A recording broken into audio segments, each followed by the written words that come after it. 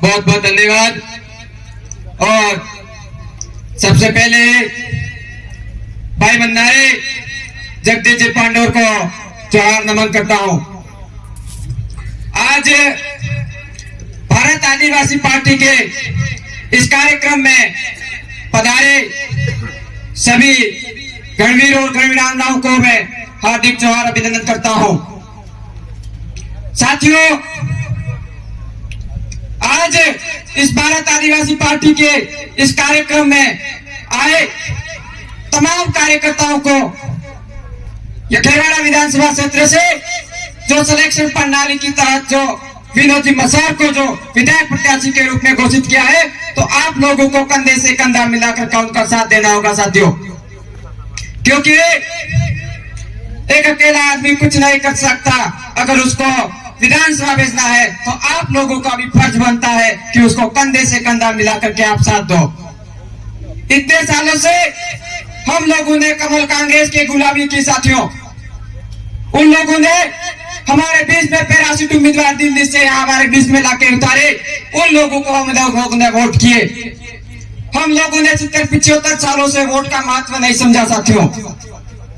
इसलिए इस बार हमारे आदिवासी समाज ने ये आपको मौका दिया है कि आपने उम्मीदवार को भी आप लोगों ने सिलेक्ट किया है और वोट भी आपको देना है। ये पहली बार मौका है जब आप लोगों ने विधायक को आप लोगों ने सिलेक्ट किया है, तो आपका फर्ज बनता है कि विनोद जी को भारी मतों से विजय बनाए और यहाँ से खेरवाड़ा से जाके विधानसभा में जाके और टेबल बजा करके अपनी मांग है, अपने हक अधिकार की बात है, उस बातों को वहां विधानसभा में उठा के रखे।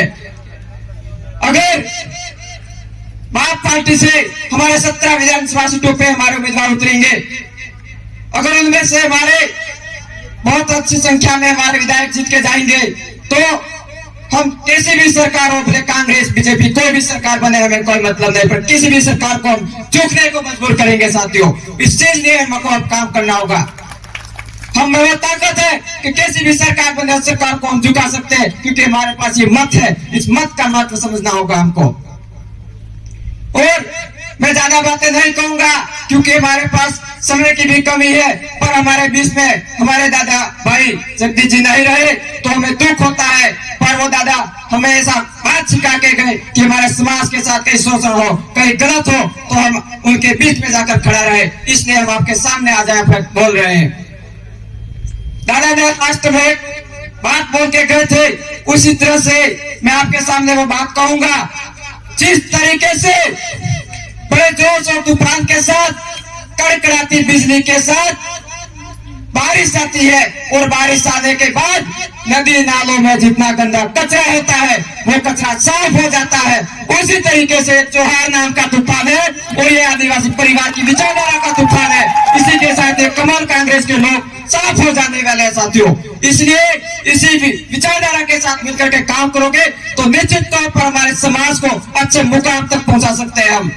और हम आपसे ये वादा करते हैं कि जितने भी हमारे सिलेक्शन प्रणाली से जो विधायक प्रत्याशी होंगे और विधानसभा में जाते हैं, तो हमारे क्षेत्र में सबसे पहले हमारे शिक्षा की बात रखेंगे, क्योंकि हमारे क्षेत्र में शिक्षा की बहुत बड़ी कमी है। जब तक हम हमारे बच्चों को शिक्षा नहीं देंगे, अच्छी जानकारी नहीं देंगे, तब तक हमारे साथ शोषण होगा साथियों। आज हम देखते हैं हमारी बेटियों को मोबाइल बांटे जा रहे हैं।